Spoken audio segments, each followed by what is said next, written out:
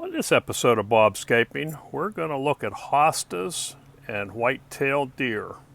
This is probably one of my favorite hostas. It's considered a blue large leaf hosta, and you can see that one's hasn't had much damage.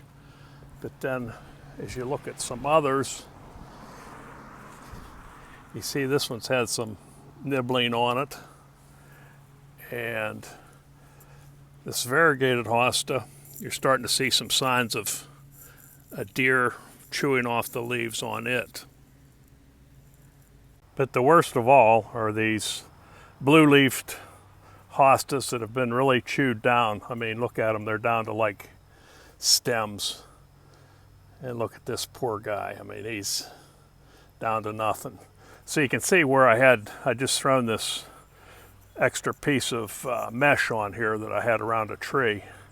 And it has kept the deer from eating the last few top leaves, but all they have to do is put their nose under there and they can get to those as well. All right, so just a reminder, if you like hostas, so do deer. For this episode of Bobscaping, this is Bob.